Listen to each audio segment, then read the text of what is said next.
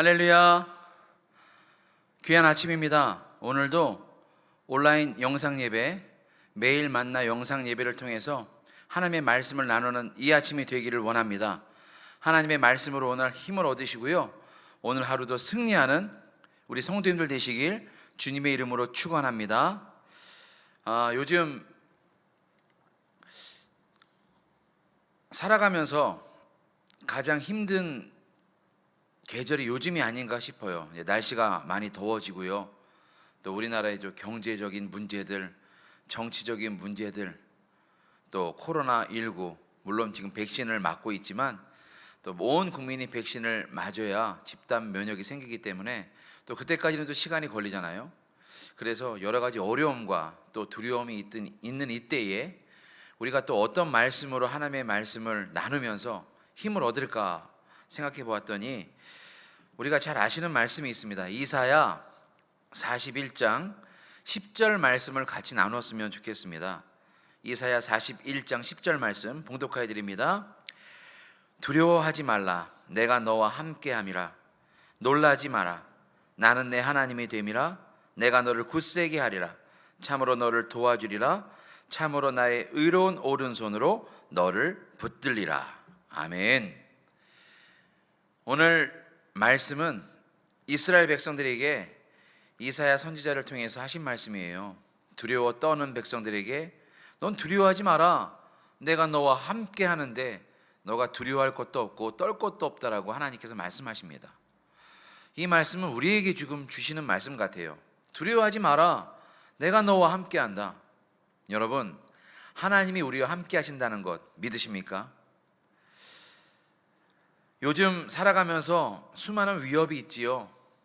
질병도 있고 또 지금과 같이 재난과 같은 이런 상황이 생길 수도 있고 또 실패도 있고 잃어버리는 그 상실일 수도 있습니다.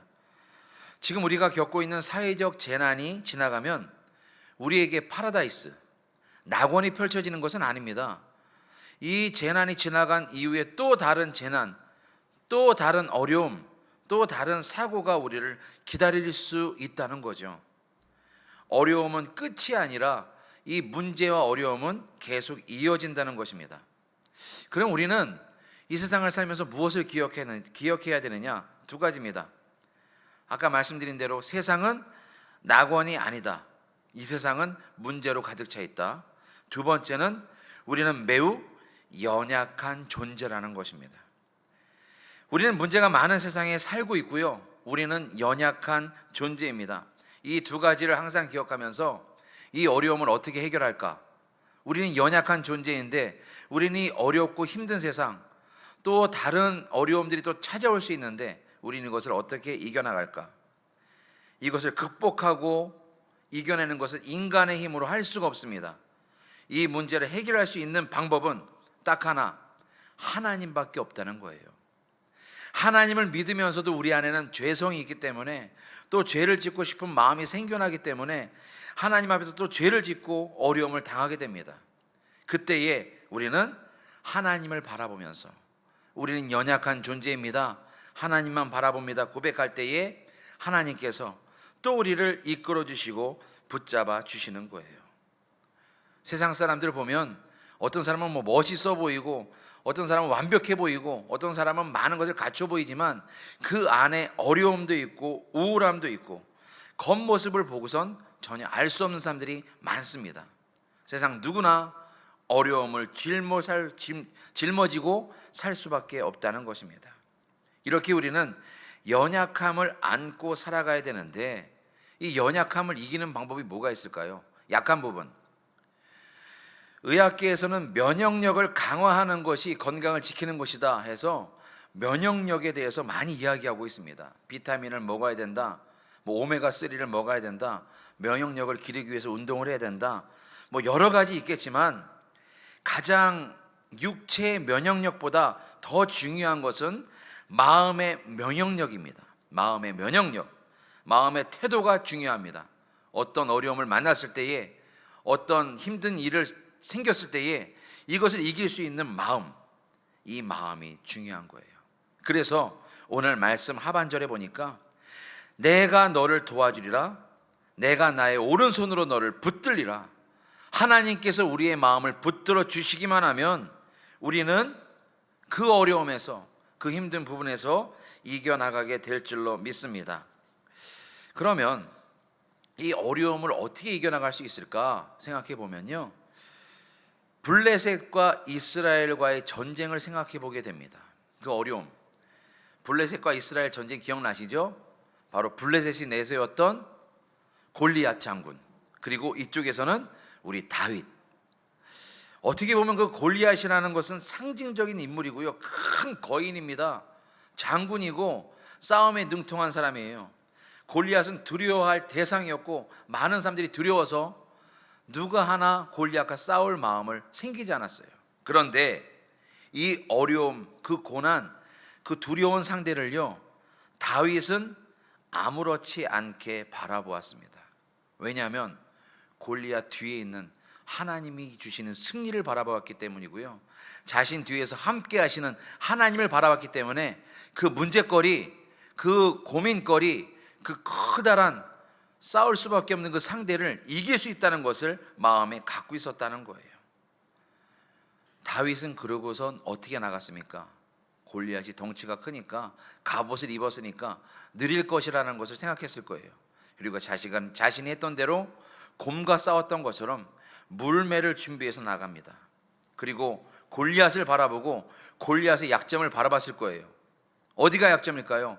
항상 사자와 곰과 싸우면서 그 약점에 물맷돌을 던졌을 것입니다.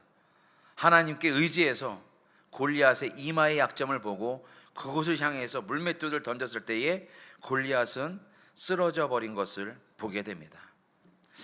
사랑하는 성도 여러분, 그렇습니다. 우리 앞에 문제가 있으면요, 그 문제에 약점이 있습니다. 그 약점을 파고 들어가면 우린 그 문제를 이겨나갈 수 있고요, 온갖 어려움도 하나님과 동행하면 승리하는 저와 여러분이 될 줄로 믿습니다. 이것처럼 하나님은 우리를 사용하기를 원하십니다. 하나님은 우리를 붙들어 주시기를 원합니다. 이런 이야기가 있습니다. 예전에 고철더미에 녹슨 자전거 한 대가 버려져 있었대요. 녹슨 자전거, 아무도 타지 않은 버리는 자전거. 얼마나 낡았는지 뼈대만 남았습니다. 그때 지나가던 젊은이가 한참 그 자전거를 들여다보다가 자전거의 그 핸들과 안장을 떼어냈대요. 그리고 집에 가서 안장에다가 핸들을 붙여가지고 황소의 머리 모양처럼 만들었답니다. 그래서 황소머리라고 작품을 만들어 놨는데, 문제는 이 작품이요, 놀라운 일이 생깁니다. 50년 후에 런던의 경매장에서 이 황소머리라는 작품을 경매에서 팔게 되었는데, 금액이 얼마느냐? 293억 원의 황소머리가 팔렸다는 거예요. 여러분, 그냥 고철 쓰레기였어요. 그런데 그냥 한 작가에 의해서 만들어진 황소머리, 색칠하거나 그림 그린 것도 아니고 그냥 붙이고 만 것인데 이 황소머리가 293억 원. 왜 그렇게 비싸게 팔렸느냐? 이 작품을 만든 사람이 바로 천재화가 피카소였기 때문입니다. 천재화가 작품을 만든 사람에 따라서 작품이 변하고 가치가 있는 것처럼, 사랑하는 성도 여러분, 저와 여러분들은 누구의 작품입니까? 하나님의 작품입니다. 하나님이 우리를 만들어 놓으셨고 하나님께서 우리를 이 땅에 존재하게 하셨습니다. 그 작품을 바라보는 하나님. 여러분, 작품이 있다면 어디다 놓겠어요? 여러분이 가지고 있는 작품이 있다면 여러분들 거실에 잘 보이는 곳에 두거나 걸거나 하실 거예요. 그것처럼 하나님은 작품인 우리를 늘 바라보고 계시고 가까이 하시기를 원하십니다. 나는 부족해, 나는 약해, 나는 못생겼어, 나는 운이 없어, 나는 하는 일이 잘 안 돼, 내가 뭘 할 수 있겠어, 이렇게 이야기하지 마시고 하나님께 나의 모든 것을 맡길 때에, 하나님의 손에서 나는 작품이 되기를 원합니다, 하나님께서 마음껏 사용해 주세요 라고 맡길 때에 창조자의 손, 의로운 오른손으로 우리를 붙잡아 주시고 하나님이 원하시는 가장 커다란, 가장 필요한 작품으로 존재로 만들어 주실 줄로 믿습니다. 사랑하는 성도 여러분, 두려워하지 마시고 놀라지 마시고 나를 도와주시고 의로운 손으로 붙들어 주시는 하나님을 바라보는 저와 여러분들이 되길 주님의 이름으로 축원합니다.